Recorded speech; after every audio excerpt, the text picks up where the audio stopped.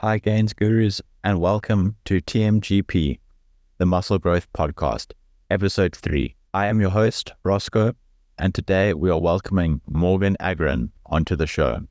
Morgan is an online fitness coach who is helping men and women between the ages of 30 to 50 who work a desk job take ownership of their health and fitness goals.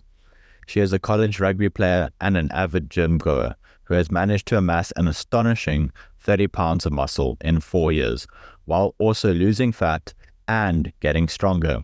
She can deadlift 180 kilograms and knows how to tackle, so she is not someone that you want to mess with. Given that brief glimpse into Morgan's background, let's jump right into the QA style show. Please note that this recording has been sped up to 110% speed to ensure that as little content is cut and to keep a faster pace. Hi, Morgan. Hey, how are you? Well, thanks, and yourself. Welcome to the Muscle Growth Podcast. Great to have you here. Thank you for having me. I really appreciate it. Only a pleasure. Would you like to give us a little introduction into yourself? Yeah, of course. So I'm Morgan. I run an online coaching business to help people lose fat and build muscle.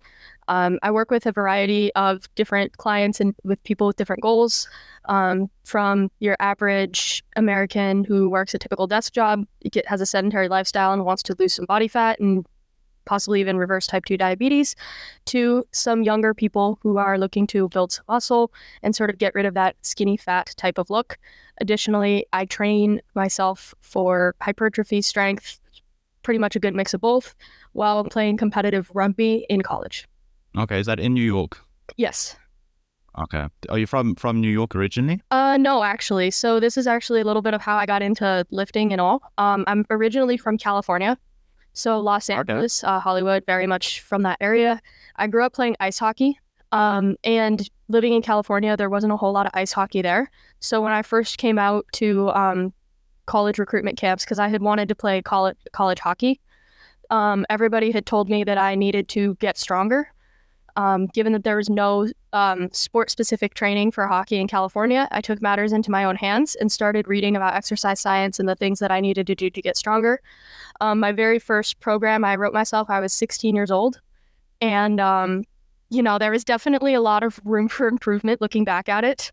But I will say that it was probably better than a lot of just standard programs you'd get off the internet. I had read strength and conditioning-based books by Mike Boyle. I read Triphasic Training. I'd read a bunch of those to create a bunch of ideas for myself. My very first program was just all about sort of getting strong on the compounds, which I think was a really good use of my time as a beginner. But a lot of exercises that today I would no longer program for myself because they may not be the best for hypertrophy. However, they were great in getting me started lifting and teaching me proper fundamentals. From there, that's how I got into strength and conditioning. After a couple years of that, I realized my muscles were growing, and I was like, wow, this is kind of cool. It made me feel a little more confident on the ice. I'm only 5'2", so I'm pretty short. So some of those bigger girls coming at me was something that used to scare me, but as I built more muscle, it didn't bother me as much. So I'd get more confident on the ice. Eventually, I got strong enough, fast enough, good enough that I was offered a spot at a preparatory school on the East Coast. So I played hockey at a preparatory school in New Hampshire, which is pretty close to New York for those of you that aren't really familiar with United States geography. So I did that, and I played a year of college hockey. That didn't end up working out for me because there was just a lot of overload with COVID. A lot of people with an extra year because sports shut down and whatnot. So after the first year, that didn't really work out for me. I transferred to a different school, picked up rugby, and now that's what we're doing. Wow, that's an awesome intro. Thank you so much. You mentioned your compound lifts that you started off training when you first started, and I'm sure I saw you still do lots of compound lifts. What are your favorite compounds to do, and what are your SBD numbers? Okay, so yes, my favorite compounds are definitely deadlift, bench. I like the front squat a lot. I'm not doing it currently, but I do like it a lot. My SBD numbers, so I bench 185 pounds. I'm not entirely sure what that is in kilos, or I think around 82. Sounds about right. Yeah. I squat 280. It's a little lacking compared to everything else. That's not really sure what that is as well. I think it's maybe around 130 kilos, just roughly. And I deadlift 405 pounds, and I think that's around 180 80 kilos. 80 kilograms, or yeah, more or less. Wow, so you're a deadlift specialist, would you say? Yeah, I'd say probably a deadlift specialist. I maxed out a few days ago, actually, had a few extra calories from American Thanksgiving and decided to send it. That was the first time I'd pulled 405, but it felt like I could have done maybe 20, 25 more. So luckily I didn't stop at that point. But I do look forward to maybe tapering down to a max in around June-ish. Okay, that's exciting. Well, best of luck for getting up to there. Those are really big deadlift numbers. Yeah. Do you gym at the college gym, or do you go to a private facility? I go to the college gym when I'm here at school. It's actually very nice for a college gym. There's a couple squat racks, a couple deadlift platforms. There's a reverse V squat, which I think most college gyms don't have any sort of machine squat type things. This is a hammer strength chest supported row. I'd love if it had a couple more things, but it gets the job done probably a lot better than most college gyms. And then when I'm at home, I do go to a nicer private gym with a little more fancy equipment. That's nice. It's really cool that the college provides you with good facilities. Yeah, absolutely. Previous colleges and other colleges I've seen don't have quite as much like machine equipment. So it's very nice to be able to have a healthy mix of barbell and machine stuff. And especially since recently the data has shown that there's not that much functional difference or difference in hypertrophy between machine and free weight movements. I saw that that's quite new data that people used to believe that barbells and free weights were much superior to the machines, but that's been disproven now, which is quite interesting. Yeah, I mean, I actually used to believe that too. I think the first program I wrote myself, I only used barbells and dumbbells. I was doing like a front squat, some sort of power clean, some sort of barbell bent over row, barbell overhead press. I think there was one of the days in my program where I did 6 different barbell exercises with the same barbell. Oh, wow. Well, at least then you weren't hogging all the equipment, or hogging fair. one thing, I guess. Yep, yeah. It was just hogging one thing. Lots of supersets, lots of trisets in typical like strength and conditioning fashion, which I think is, not necessarily the worst thing. But if you're doing that in a public gym, sometimes people are going to get a little upset. If you're using more than one piece of equipment, if I was, barbell squatting, barbell benching, but I definitely did think that the barbell was the only way to build muscle and that machines just weren't it. Recently, I've changed my opinions about that a lot in the last couple of years. I think that there's really just good equipment for different goals. Like some muscle groups, I will definitely prefer machines a lot more, and other muscle groups I think can't necessarily be hit fully without some sort of compound movement. No, absolutely. I totally agree with you. I also used to think that free weight was the only way to go, and I think I was similar to you, and I had a barbell/dumbbell for pretty much everything. And I do still believe that you can get the basics done with literally just that. If you're stuck in a pinch at a home gym, for example, you can still put on some really good size as long as the weight gets heavy enough. I was wondering, I saw that you specialize in male and female coaching between the age of 30 and 50, mostly people that are doing desk jobs. What made you choose that niche, I guess? So there's a few things really. With my college major, I've worked with sort of athletes in strength and conditioning. And something I've discovered is I really do not enjoy working with athletes. Really? Not at all. I do not. Why is that? Athletes, because I don't enjoy the sport-specific type of training. I don't enjoy. Just a lot of what I see with athletes is they'll come in. The focus is sort of lackluster. Of course, this isn't all athletes. I'm at a Division III school, not a Division I. My experience could be different. But things are a little bit lackluster. People aren't really logging their weights in their sheet. I don't know what weight to use. I don't know what to do. And I just don't love the whole structure, at least for myself, because this isn't how I like to train. I don't like the structure of doing like a compound and then a plyometric and then doing a third superset. I just find that a little bit boring because, at least for me, I'm not going to build a ton of muscle doing that. So I don't enjoy helping others with that, I guess. So I noticed that age group is definitely the ones that are a little bit past the athletic age. And additionally, if you're running a coaching business, you also have to be aware that you have to make ends meet some way. And ultimately, not a lot of 20 to 29-year-olds have the money for private coaching. Okay, no, that makes perfect sense. There's a lot of logic that went into that decision. I'm very impressed, actually, that you thought really hard about all of that. And I think another aspect of my client base is that I relate to the desk job thing a lot. When I was growing up, I was taking like a lot of hard classes. My school district had really encouraged people to take more advanced classes. So I was actually having to spend a lot of my day sitting and doing homework and research and things like that. So I think I definitely resonate with having to sit for so long and then not really wanting to be active afterward, not knowing how to get your activity in during the day, and just being sort of strapped to your desk all day long. No, I totally feel you there. I'm stuck not stuck. I'm fortunate enough to be at a 9 to 5 at a desk. But I'm really gunning for a standing desk, or at least one that has the option of moving up and down. Because I get pretty stiff sitting around all day. I do try and get up as much as possible, but I do understand, and that's really cool that you've seen that as something that as some way that you can help people with that specific problem.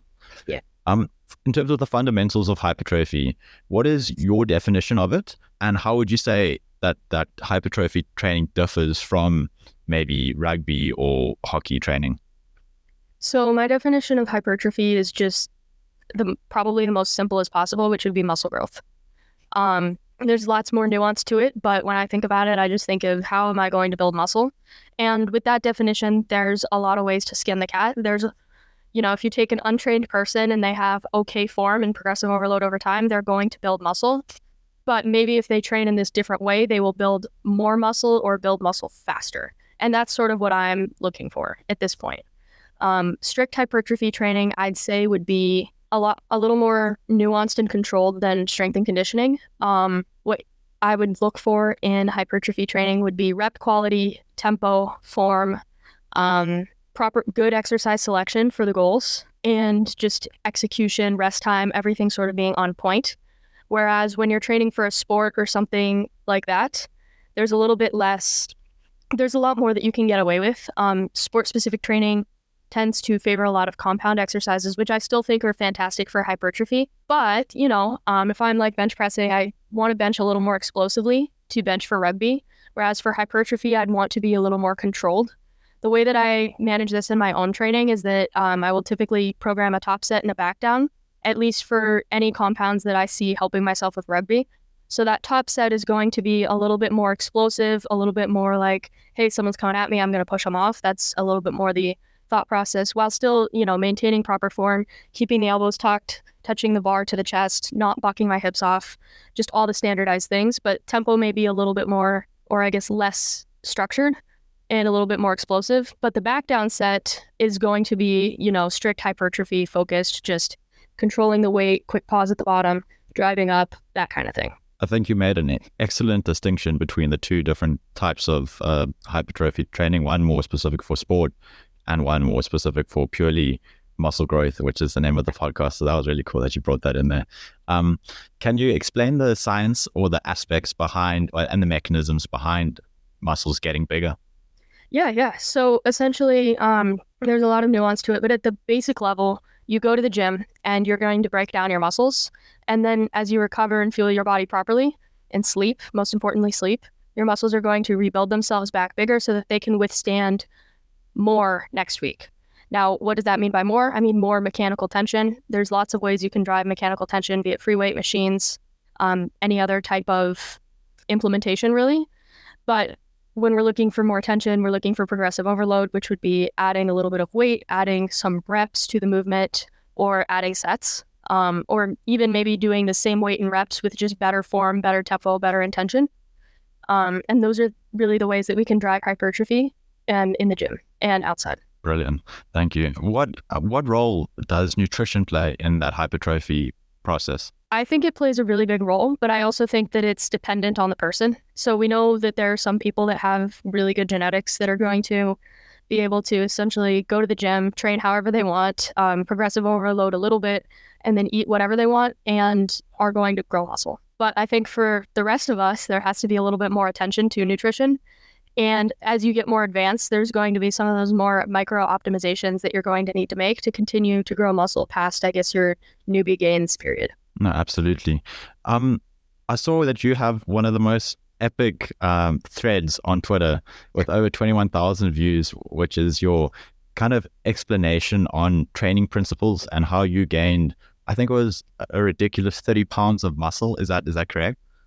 Yeah. Like 4 So years. over around 4 years. Yep. Now here's so a few important details with that. I gained 30 pounds of muscle, but not 30 pounds of weight necessarily. My body weight only gained around 10 pounds, but I went from around like 27-ish% body fat to around 20% body fat in that 4-year process. So it's not like I put on 30 pounds to what I already had. A lot of that was in the terms of a body recomp, but by DEXA, I had gained 30 pounds in that year of muscle mass while also, losing fat mass and gaining mass at the same time. If that Incredible. Well,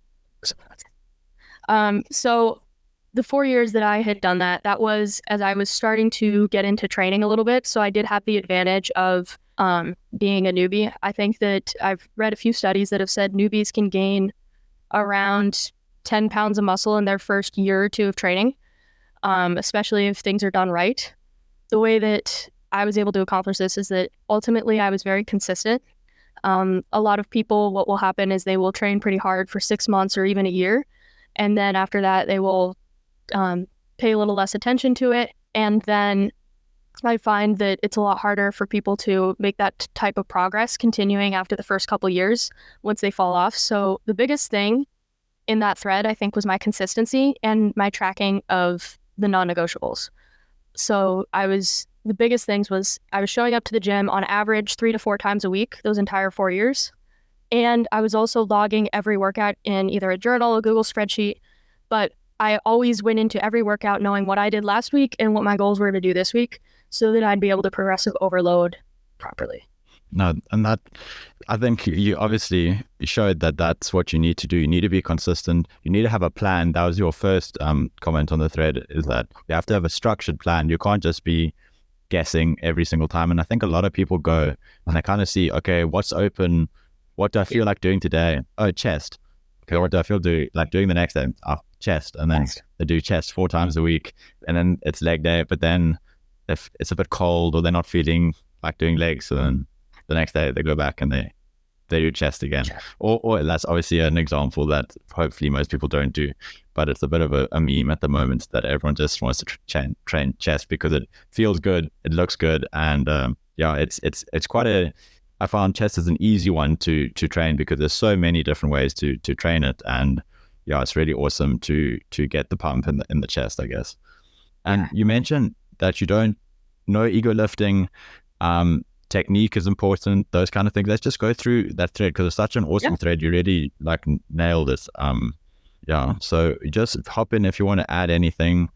So you mentioned about increasing progressive overload, adding reps, or improving your form is also a way to progressively overload. It doesn't necessarily have to be weight, and you can also change the tempo, just keeping the good form. Otherwise you're cheating yourself. Focus mostly on your compound exercise. You list some exercises. I do basically all of these in my own programming. The bench press, the dips, the variations, squat and variations, deadlift, RDL, stiff leg deadlift. I recently started incorporating the stiff leg deadlift for the first time. Also a deficit. I think it adds to the stretch. Pull-ups and pull-downs, awesome as well. Row and chest supported rows, and then shoulder press. I think you pretty much nail most of the major muscle groups there. Maybe something for calves as well. Got to have some calves, but I guess that wouldn't be compound as much. It would probably be more specific there. Training with intensity, obviously, people miss that one a lot, I think. I am bad with that because I think I've wasted a lot of years in the gym by I never trained what I would say easy, and I always thought I was training intensity, but I never used to go to failure ever because I thought that would lead to injury, and I was scared to hurt myself. And I think I lost out on a lot of gains because I read the literature and it said you can go a few reps shy, like you mentioned, 0 to 2 RIR, reps in reserve. But I realized that my so-called 0 to 2 reps in reserve was actually maybe 0 to 20. Literally, like if someone had a gun to my head, I could probably have gone quite a lot more on a lot of those. So we got the nice creatures here. I see you mentioned about jump volume where you're just doing way too much. I think I also did that. And then you give an example of a much better workout where it's a lot fewer exercise. How many exercises do you have in your current training program per day, would you say? Right now, it's about six, maybe seven. Recently, what I've been doing is something really different. I'm doing an anterior-posterior split. This is not something I've seen a lot. What I like to think of it is push-pull legs, but dividing the leg day across 2 different days. I have seen a lot of research that, you don't necessarily have to hit every body part 2 times a week to grow. I've seen some research where 1 time a week is even better.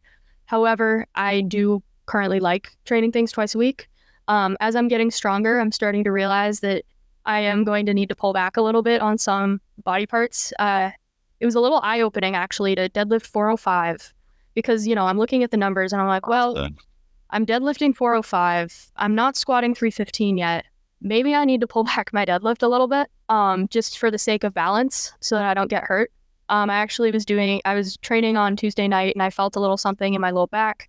Everything's fine. It's not anything serious, but I was like, well, you know what? I'm able to RDL 315 for reps, and maybe it's time to think about only hip hinging once a week so that has a longer time to recover.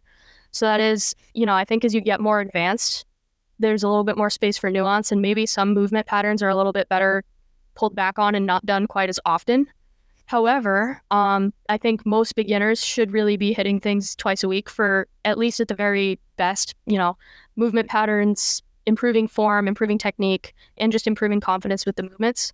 So the anterior-posterior split that I've had has pretty much allowed me to hit every muscle group twice a week while playing rugby and managing my fatigue a little bit. So that's what it is. It's around probably that has made me able to pretty much narrow my exercises down to 6 or 7 different things per session. That sounds like a good amount of volume to me. How many sets per exercise are you doing? Between 2 and 3. And that's working sets, excluding warm-ups. Working sets. Excludes warm-ups. So my working sets are 0 to 2 reps in reverse. I do implement training to failure, actually a little bit more often, especially on certain movements. Anything that's machine-based, anything that's machine-based in upper body, I'm going to go to failure because I think that's just really the best way to know. Anything that's free weight, sometimes I'll implement some weeks that will be to failure just to make sure that I'm really being accurate with knowing when I'm stopping. And, I do try and really make those sets as intense as possible. I do more sets for things like upper back, hamstrings, leg curls, upper back. Those will get usually 3 sets. And then mostly everything else is going to get probably 2 per set. That makes a lot of sense. And it's good that you test what your failure is so that you don't have to be guessing like I used to. And then, but also another point is if you're going to test that failure and it's a free weight exercise, you should have a spotter. Or safety pins or something something to fail with. Yes, exactly. Or learn how to fail correctly. That's also important. Yes. And then the last part of the thread is things to do outside of the gym that I think people often get wrong. They have amazing gym sessions, but then they don't get their 1 gram of protein per pound of body weight, at least. They don't sleep 7 to 9 hours per night. They don't hydrate. They don't get their steps in, and they eat junk food. And you summarize that very well in the end of your thread there. So that was an awesome thread, and I see people absolutely loved it. So well done for that. Thank you. Pleasure. What with some advanced training techniques, you mentioned that after the newbie gains, you can start looking at more specific things. What would be some advanced training techniques that can help you break through a plateau? There's a lot of different things. I actually wanted to talk. I saw your post about lengthened partials earlier, so I wanted to actually talk about that. I think those are becoming a little bit more popular with Sam Sulik and his popularity. So yes, and what were you saying? Dr. Milo Wolf. Dr. Milo Wolf, we just released his podcast today. So he's actually the guy who did the study on lengthened partials. He did the meta-analysis. That was his doctorate dissertation. So that was really interesting to hear him talk about lengthened partials on the previous episode to this. Oh, wow. Yeah, I'm definitely going to be checking that out. So I think a lengthened partial is a great way to break a plateau with either strengths or muscle groups when you're building strength, but particularly with muscle groups. But here's the way that I see it. So let's say the lat pull down. I think we've all seen the Sam Sulik clip of his neutral grip lat pull downs with the lengthened partials. the way that he does that is very much biasing his lats. And I think that in that sense, it makes a lot of sense to do those partials because he's primarily training his lats with that movement. However, when a lot of people are doing a lat pull down, or at least when I do my lat pull downs, I like to try and use my whole back where, I'm locking the arms out, bringing them down, retracting the scapula. So I'm using a bit of the traps, rhomboids, teres, and the lats in order to do my lat pull downs. And where I think about the difference between doing regular reps that are not lengthened partials and then lengthened partials, for me at least, an entire set of lengthened partials would hit the lats a lot more than everything else in my back. And with my training style and trying to be pretty efficient with my volume, I don't know that it would make sense to only do an exercise to mostly hit the lats when I could just add some lengthened partials after failure because my lats are able to handle that when the rest of my muscles give out. So I do prefer to do full range of motion regular reps and then add the partials on the back end of it rather than just trying to do a set of only lengthened partials. And another point to that I kind of see is that lengthened partials are great. However, what happens if you're lifting a weight that is going to force you into end ranges of motion that you've never trained and have never handled before? So I do like the idea of making sure that this is a weight that I can handle through a full range of motion in case I accidentally slip into more of an end range than the lengthened partials that I'm training.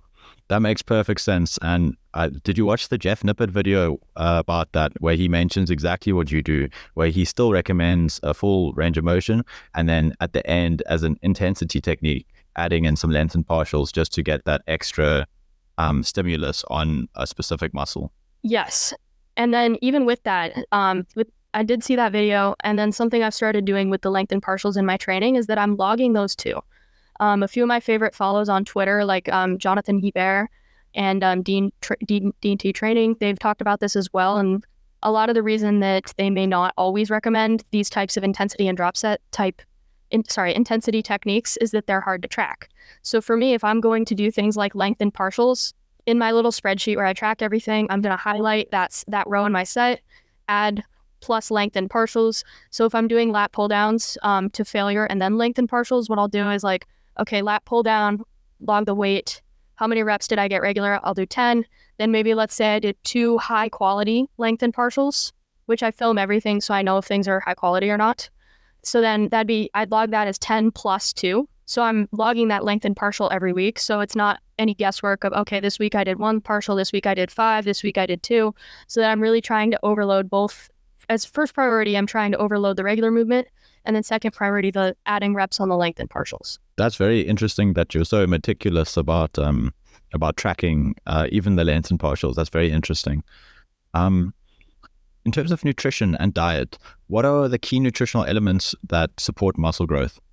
So I think for muscle growth, the key stuff is going to be pretty much protein and eating foods that are going to work for you. I'll see a lot of people that are going to see tweets on protein and then just start slamming whey protein all the time and then their stomach hurts. Well, that's not necessarily the best thing for everybody. Or I'll have people who will maybe drink like 4 or 5 protein shakes a day to hit their protein goal and then eat everything else. And I've gotten lots of questions about that. And when that happens at this point, I'm just like, well, actually, maybe we should get our protein through food and then use a shake when needed. And I think that making sure that your nutritional approach is going to work for your body and isn't making you sick is really important. But beyond that, the basics of hitting that 1 gram of protein per pound of body weight, filling the rest with good sources of carbs and fats is really going to pretty much be sufficient for most people. No, absolutely. And I think that leads nicely into the next question about macronutrients and micronutrients, because you'd miss a lot of those micronutrients just slamming down 4 whey protein shakes. And you also mentioned something quite interesting about how something that works for one person might not work for everyone. And you need to find something that works for you and what your stomach can handle, what your body type can handle, and something that you can stick to as well. Yeah, absolutely. In terms of macros, I'm a very big fan of eating animal proteins, beef, chicken, pork, seafood, anything like that, because it's more bioavailable than plant protein. Additionally, with protein supplements, I do tend to prefer whey because that's also going to be a lot more bioavailable than plant protein. So I do suggest being animal-based within your protein. And then for most people, don't ignore vegetables and fruit either. I see a lot of people that are just going to eat chicken and rice and just completely ignore vegetables, ignore fruits, ignore other things that are... Chicken, broccoli, rice right there. Oh, there's the broccoli in there. You got the broccoli. I finished it. I ate it first. See, a lot of people are going to just skip the broccoli and just chicken and rice all the time. But I think there's some important micros in vegetables and, again, fruit as well that is important to sort of get into your diet. And I do think that actually helps muscle growth. I find that I look, feel, and perform best when I am including the fruits, am including the vegetables, and the animal protein, and obviously getting my macros correct. I totally agree. And I think it's important to have a variety of sources that you're getting your nutrition from. It's interesting that you mentioned about fruits, because a lot of people stay away from it because it's got high sugar, but they don't understand the difference between fruit sugar from fruit and artificial sugar. Yeah. And they're completely different. And also what you mentioned about meat and animal-based being better than plant, that's now been shown in most of the literature I've read, and significantly better. So if you are vegan or vegetarian, you do need to be supplementing. That actually takes us nicely onto the next question. What is, can you provide any insight into your meal timing? And then after that, supplementation strategies? Yeah, absolutely. So for me, my biggest sort of, when I'm structuring my day, I can be a little bit busy. I'd love to have a routine where I'm a lot more consistent and things are at the same time. But I like to sort of work backward from my workout. So if I'm going to work out at 4 o'clock, I'm going to make sure I'm getting in a pre-workout meal at 3:30. That typically is going to include fruit, Greek yogurt, and maybe, if I haven't had that many carbs, I may throw some oats in there, some honey as well. Sometimes even if I haven't had enough food to eat, that'll be a slice of bread with maybe a little bit of butter and some honey on there, just to sort of get some carbohydrates in, and as well as a little bit of protein. I'm going for bioavailable protein before my workout. So sources like Greek yogurt, cottage cheese, and some leaner meats tend to be my favorite to go for before a workout. So I structure the first meal, not the first meal of the day, but I do make sure that I've sort of planned out my pre-workout meal and my post-workout meal. So after my workout, usually I'll drink a protein shake, and then I'll make some dinner. Just, again, something else with protein, carbohydrates, vegetables, and or fruit. In making sure that I get that in within about 3 hours of the gym is the goal. And I will have a protein shake, maybe a protein shake and some yogurt if I know that I don't have time to eat within 3 hours of that workout being over. And then from there, depending on what time I'm working out, I structure the rest of my meals per day. The way that I approach nutrition, I try and keep things as simple and flexible as possible. So I'll set my protein at 150 grams per day, typically. And if I want to go over that, I will. Otherwise, I work backward from that protein goal, and then I fill in carbs and fats as needed. One of the biggest tricks and tips that I have for people is that I like to pair a lean meat with a fatty meat in my day. So if I'm going to have, say, like something a little bit leaner like chicken for lunch, I may pick something a little bit fattier for dinner, like maybe a steak, maybe a little bit of pork or something like that, so that I'm getting either enough calories and so that I'm feeling satiated, full, and getting enough of that healthy fat level in. That's a really cool tip, and I never thought of doing that, but that's really useful. And that ensures that you always get your lean meats as well as your fats. And I think a lot of people mistakenly stay away from fats. Mm-hmm. I think I did that as well. I'm not that fussed about it anymore, but fats are actually quite essential in your diet, at least some amount of fat. I think if you're just having carbs and protein and you've taken away an entire macronutrient fat element, that you're going to struggle a little bit. Yeah, absolutely.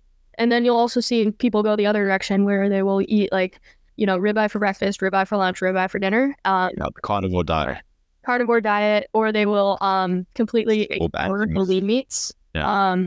Which, I will say carnivore and keto do work for a lot of people. However, I think that it's all about finding that good balance. Yeah. Sorry, that's the power that's just gone out my side. But got the torches still. How important is recovery in muscle hypertrophy, and what strategies can aid recovery? I think it's very important. So as you mentioned earlier, supplementation is something that can aid recovery as well. But for most people, I think that you should focus on your food, your sleep, and your movement before you focus on anything else. A few of the biggest things that for me When I'm feeling a little bit beat up is I really am intentional about adding another couple hours of sleep to my night. If I'm usually getting 7, I'm going to try and push that up to 9. Additionally, my protein I'd push a little bit higher. I mentioned earlier my lower back felt a little funny, so I'm upping my protein from like 150 a day to 170 right now. I was eating a little bit below maintenance, just working on a little bit of a mini cut. So for right now, I'm just going to push calories back up to my maintenance so that I can heal faster. So if you do get injured, best thing you can do is not really panic. Do what you can do and, adjust your calories and protein as needed. I do prefer for people to try and push the calories a little closer to maintenance, even if you're dieting when you get injured. I think that's the best way to really boost recovery. Another strategy is really the sleep. I can't tell you how many times, how many people I work with, how many friends I have that'll, go balls to the wall in the gym and then scroll on the TikTok until 4 a.m. Yeah. Yeah. No, I'm sure lots of people, TikTok is particularly terrible. It's incredibly addictive. I've deleted it multiple times because it's really good at keeping you entertained. Yeah. It always knows what you want next. It's the algorithm is absolutely insane. You mentioned about sleep and the importance of sleep. What would you say is the importance of stress management? Oh, I think it's essential. Obviously, everybody's got a different situation with home life, family, work, but stress management's really important. And I think that a lot of people will see self-care and stress management type posts and say, oh, I'm going to take a week off the gym for self-care. I'm going to eat just pizza for self-care, which again, sometimes that is what we need for a little bit of time. And I don't judge that. I think that, I've done that as well. But also, I think you also have to understand that sometimes the best source of self-care is going to be to move a little bit. Even if you wouldn't do your regular workout, maybe that's a little walk outside, get a dog, take the dog for a walk. I think that's a great stress management source is hang out with some dogs. Maybe have the pizza, but have some protein first so that your body can sort of get back into its regular routine. But ultimately, just trying to make sure that your self-care is actually caring for your body. That's brilliant. And that's great advice about even if you're going to have the pizza, that's cool. But make sure you still get your protein in. Yeah. And if it's 1 or 2 days, it's okay. But don't eat pizza every day for 2 weeks and then feel bad and then lose track. Yeah. Yes. Yeah. And, I think that self-care is really important, but we have to be intentional about what our self-care is going to be. And I think that, if we're really stressed out with, it's the holidays, so people are getting stressed about their families. So if people are starting to stress about their family, way to sort of fix that isn't to, knock back a bunch of alcoholic drinks and watch reality TV with families yelling at each other. Yeah. No, that's not the optimal strategy, I don't think. Signs of overtraining. How can individuals avoid it? And what are the signs? One of the biggest signs that I find with overtraining is that my grip sucks. My grip strength sucks. That is one of the first ways to detect if I've been doing a little bit too much is if, I'm warming up for deadlifts or something and suddenly I have a hard time gripping 225. Then I'm realizing, it might be time for a little bit of a deload. Another sign of overtraining is that if you're getting sick and not really able to rebound from it, like a lot of head colds right in a row, that's a good sign of overtraining. Additionally, if you wear like a Fitbit or a health tracker, maybe your resting heart rate is a little higher than usual. Your sleep scores are significantly lower and heart rate variability, things like that, other measurables that your Fitbit is going to track or your Apple Watch or whatever type of wearable you might have. That can be a sign that you're overtraining a little bit. And the best course of action there could be to pull back a little bit, take a little bit of a deload week. How often do you deload? Do you plan your deloads or do you do it when you feel like your body needs a little deload? I do not plan my deloads anymore. When I was training a little bit more just for strength, I did plan them a little bit, which I actually find funny because I'm a lot stronger now and I don't plan my deloads anymore. Typically, I like to think of it as that my deloads are planned for me by my schedule. Being in college, finals week is going to be a planned for me deload. So midterm week was also a deload week that was planned for me. Additionally, Christmas week's coming up. That's going to be a little bit of a deload time. So if you look within your schedule, I think a lot of people are going to find that life's going to give you deloads. However, if you're really going a long stretch without one, like a lot of the times in the summer, there's a long stretch without them. You should listen to your body. And when you start to see some of those signs, as I mentioned, then is the time to do a deload, or maybe even a week break from the gym. That makes sense. And I think listening to your body is a very important aspect of training that a lot of people neglect. But it's interesting about your grip strength. Do you not use wraps or straps or anything for deadlifts, or only on the heavier sets? I do use wraps and straps, so I'm a very big proponent of them. However, I do like to warm up without them because I think that, a little grip strength never hurt anybody. So if I'm warming up for 405, so what I'll do is, here's how I did it. So I warmed up with the bar, then 135, then 225, then 275. Then after 275, if I'm somewhere that allows chalk, I'll use a little bit of chalk for 315. If I'm somewhere that does not allow chalk, then I will go ahead and put the straps on at that point. Then after that, I'll hit 315. Then I'll throw the belt on for 365 and likely use the straps. And then ultimately I worked up to 405 then with both the belt and the straps. I like to sort of use that same kind of progression. I really do like to grab it myself until 275, 315. And if I'm training for any types of competitions, obviously I'm not able to use the straps in those. So at that point, I would only be using straps for back down sets of higher reps. And additionally, another thing that I will just mention about straps is I really like to use them for all my back work. Whether that's going to be rows, pull downs, anything like that. I'm a big fan of using the straps at that point because that makes sure that it's actually a back exercise and not a forearm or grip exercise. And if I do want supplemental grip work, I'm going to do my farmer's walk, my carries, and things like that. Absolutely. I've literally just started. I just bought myself on the Black Friday special some new grips for back and some hooks and things because I've been feeling, and I've only just recently come across cuffed training and using those for my back exercises. It's just it's a whole nother ball game because I was fatiguing in my forearms for most rows and most back exercise. So now I'm learning, which is cool. What's the connection between muscle mass and overall health, and especially as people age, since you do ages 30 to 50 primarily? Yeah, so I think that muscle mass is incredibly important, and it's not something that people are thinking about enough. I think a lot of people will see just like an average skinny fat person and think that they're healthy, but that's not the case.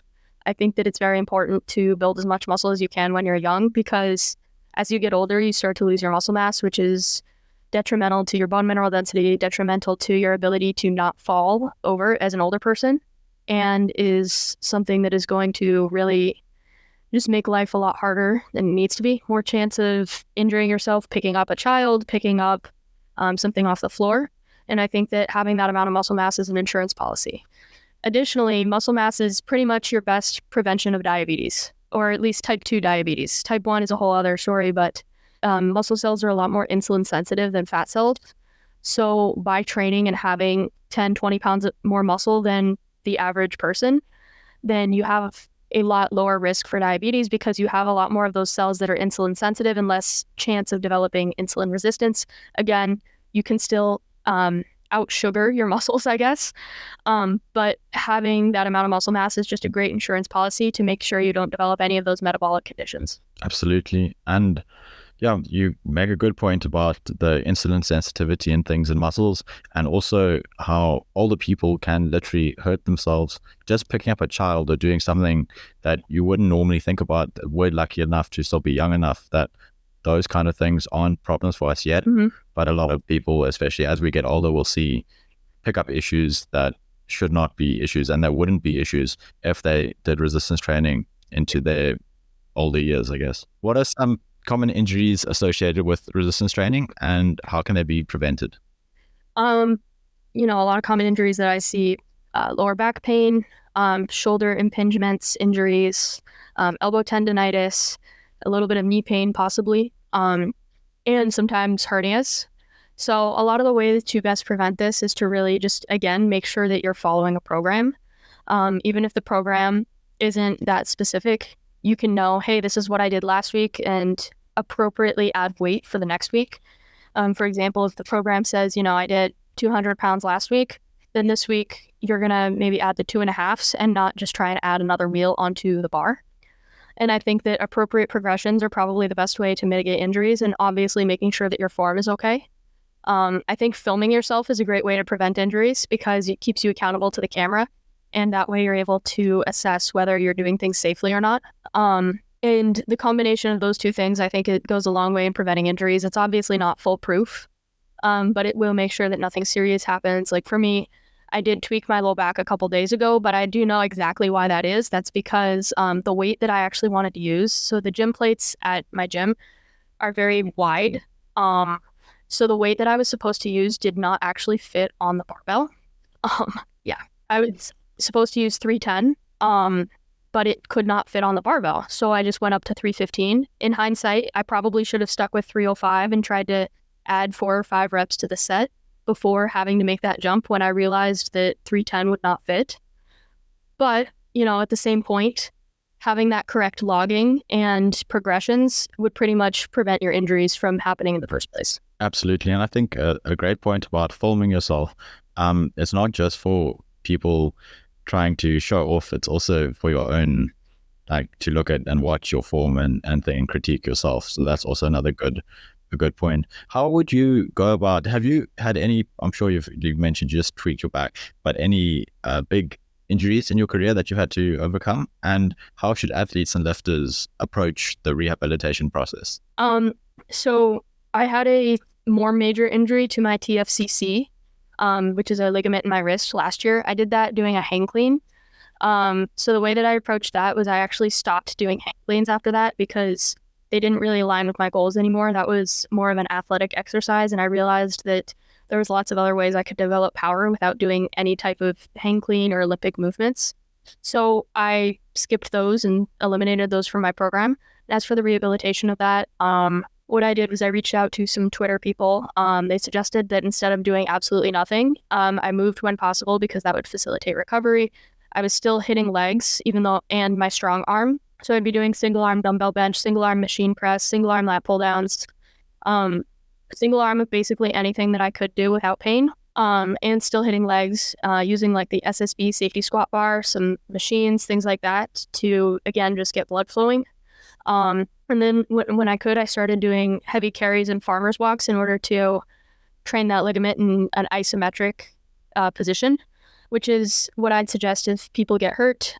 Once they're cleared to do activity and movement, such as, by a doctor or a physician or a PT, then start, I guess, doing some isometrics that are very low impact, but you can feel yourself working a little bit. I think some of those isometrics are really great ways to get back to activity a little bit faster. Absolutely. And I think you make a great point about movement being critical for a lot of doctors that I've been to and that I've seen online as well. And just our parents' generation was taught was that if you're injured, you need to stop. Everything with RICE was the big thing, rest, ice, and the other compression and elevation, which has since been proven not the best idea. And movement is a far better way about doing things. You mentioned about single arm training. I did a similar thing where I also had a wrist injury. I still train my legs, still train my right side, or whichever side wasn't injured. Yeah.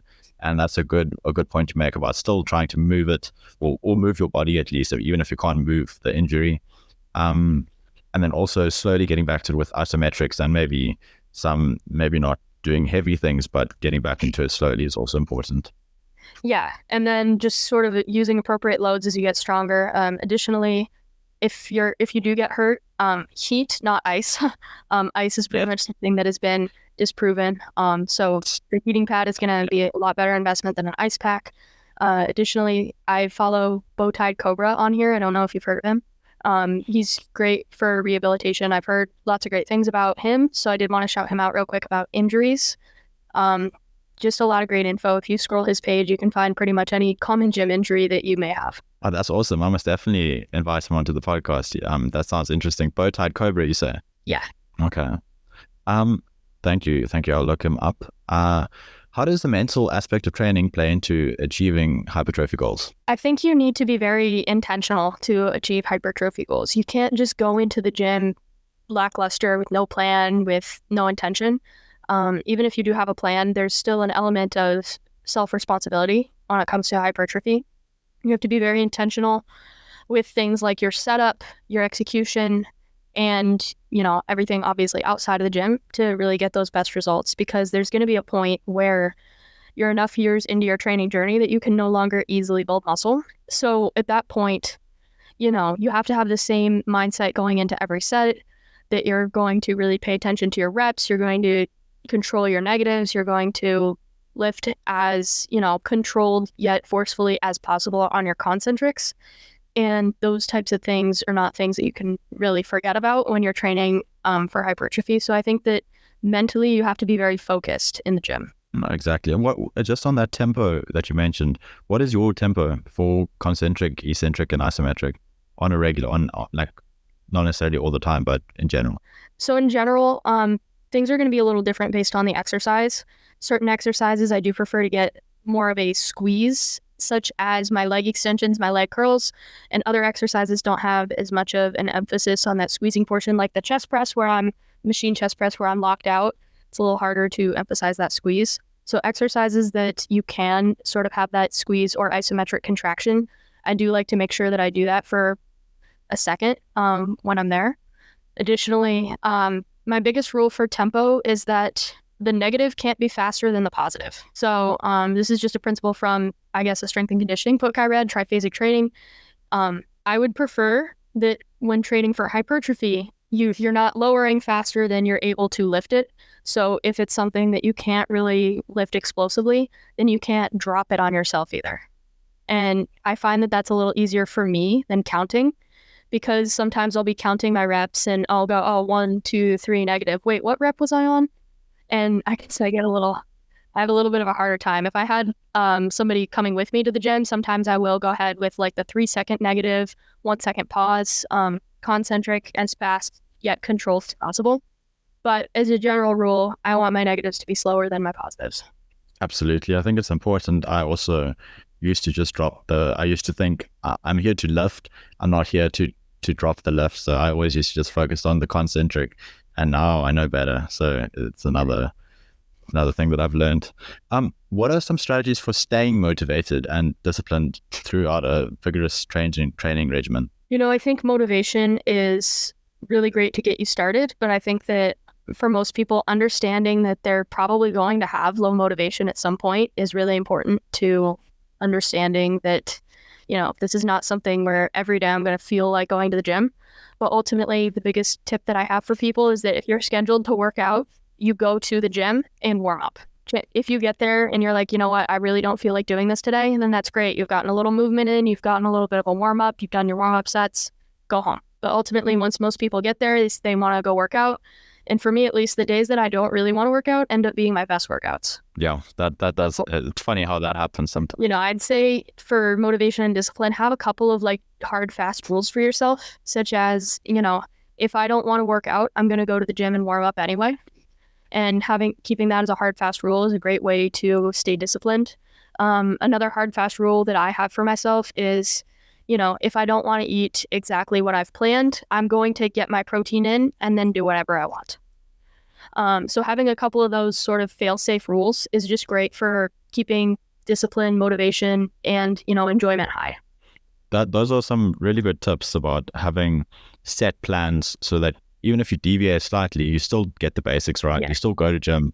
And then, like you said, you often end up having the best workout or one of the best workouts every time, which is really cool. Mm-hmm. You mentioned about your ligament injury in your wrist. Were there any other particularly challenging or inspiring experiences from your own training or coaching that listeners can learn from? I'd say I've had a few clients that have gotten injured a little bit or tweaked something, either through training or not through training, varieties where, again, the best thing that you can learn from that is just do what you can. So if something is tweaked, there might be something else you can do. You might get to try a new exercise. So let's say that you've maybe tweaked like one arm, you might get to try like a different single arm preacher curl variation, or you might get to try something else that you wouldn't otherwise get to try on your regular program. And I think that just trying to keep a positive mindset while still checking all the boxes is the best thing you can do if you're injured or trying to get back to the gym, while still be intentional with things like protein, eating healthy food with lots of antioxidants. I also find to be really helpful if you're injured. So a little bit more fruit, a little bit more vegetables, and just making sure to get that good food in while you're hurt. No, some good points. What foods in particular have high? Do you like for high antioxidants? For me, I like to implement things like beets, cherry juice, cherries, grapes, basically any type of berry fruit has pretty good antioxidants in it. Pomegranate, if I can get my hands on it, as well as choosing some very like nutrient dense meats. For example, like beef shank, very nutrient dense, can be a little bit more nutrient dense than just chicken breast. So opting for some of those more nutrient dense, nutrient filled foods are some of the best things that you can do when you're injured. Absolutely. And can you tell me about any turning points or aha moments in becoming a coach? That's a great question. I think that a big turning point that I had was when I realized that it's not going to be one size fits all, and that people are ultimately going to do what they're going to do. You just have to find a way to work with the individual. Because, I do have preferences and things that I'd prefer for my clients to do, but not everybody's going to do it.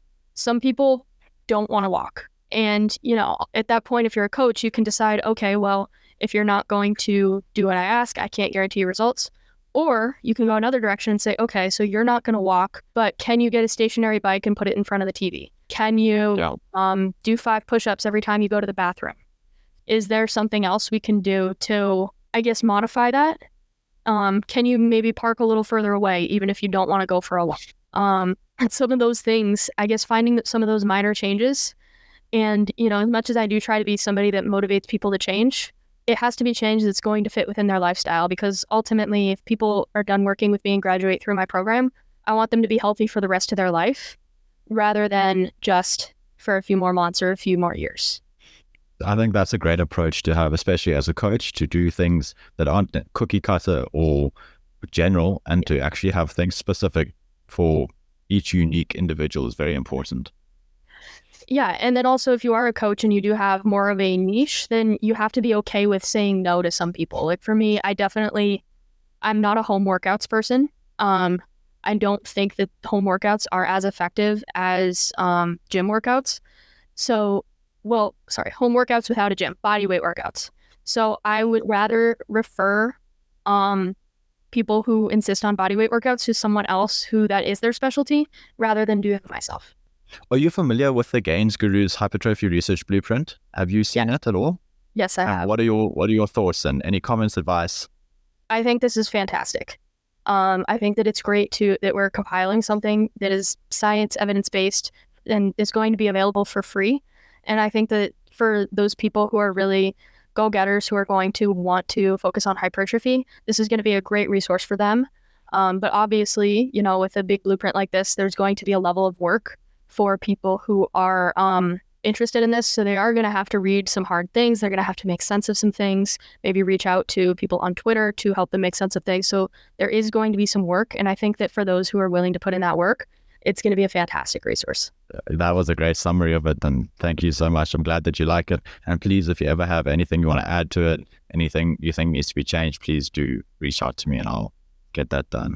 Yeah, absolutely. I'm actually looking into a few studies about sort of rep tempo, rep quality, and things like that I could add in to that. I also do wonder if there would be any way to add some things that are anecdotal as well to the blueprint, because I find that, in a lab, there are going to be certainties, but in people's life, there's going to be lots of change. Like, for example, the evidence shows that, you can digest 30 grams of protein in an hour, and that's the most optimal for muscle growth. But, as I mentioned, I work with a lot of people who have desk jobs. Maybe they can't eat every 4 hours. So what in that case? So I guess I'm wondering if there's any way that there's any section that we could have for anecdotal evidence for when you can't do what's optimal. Absolutely. And I think I'm definitely going to add something like that. I originally wanted to have kind of like a rating for how certain we were about specific facts. For example, if a meta-analysis or a meta-regression had been done, then maybe the rating would be 10. Like, okay, meta-regression done. Well, sure, this is fact. Whereas if it's anecdotal, then it's maybe a 2 or 3 on the certainty scale. That's something that I wanted to add, but that would also require a lot more thinking. And it's also very, I guess, subjective. So it's a bit more difficult, but I am very keen to add in a purely anecdotal section. And I would definitely be very keen to get your thoughts and opinions on that. Yeah, because I think that, science is the foundation of everything. But I think that when you step outside the lab, there's just so many other factors that we can't account for. So I guess helping people figure out what the next best thing is so they don't have some of that decision fatigue when trying to go through this document. Absolutely. And it's a huge document because there's so much out there, but I'm really trying to make it as all-inclusive as possible. If you were traveling on a spaceship to Mars and wanted to maintain muscle size, what 10 exercises would you choose to be able to do? It can be any exercise or machine, but you have limited space. So I'd go with RDLs, hack squats. I'd go with a low incline bench press, lat pull down, all grips, chest supported row, all grips, shoulder press machine, all grips, probably a bicep curl variation, a lateral raise variation. And then for the last couple exercises, I'd throw in, this is tough. Maybe triceps, calves? Yeah, probably a dip variation. And then definitely some sort of calf raise sort of variation. Okay. No, brilliant. Thank you. So the closing thoughts, what advice or parting words of wisdom do you have for our listeners and who are looking to embark on their own journey of muscle growth and health? I guess this is pretty generic, but find what works for you and have fun with it. I think that the person that has fun training, even if it's more optimal, less optimal, even if nutrition's perfect or not, is going to get a lot further than the person who does not love training. So I guess, obviously be safe. That's important. Being safe in the gym, having a plan and things like that. But don't hesitate to plan things that you enjoy. If you enjoy a free weight variation of something and you're more likely to look forward to your workouts because it includes a free weight exercise instead of a machine exercise or vice versa, go ahead and do that. And sort of, I guess, the furthest that you go is enjoying the process. Person who enjoys the process is going to go a lot further than the one that is just enjoying the destination. So I think that if this is something you're looking into, find creators that you enjoy watching, that are entertaining for you. Find accounts that you enjoy watching videos, reading tweets, reading articles from, and then sort of base your training style around that. Feel free to sort of evolve your thoughts over time and just try and, I guess, balance maximal enjoyment with the level of results that you want to get. Absolutely. That's an amazing summary of everything. And I think enjoying the journey is super important, and a lot of people overlook that. And also you mentioned being able to kind of change your way of thinking, and not having a closed mindset is also important in anyone's training journey. Yeah, absolutely. So that wraps it up. Thank you so much for your time, Morgan. I really, really appreciate it. And all the best. Yeah, thank you for having me. Only a pleasure. Goodbye, Gains Gurus.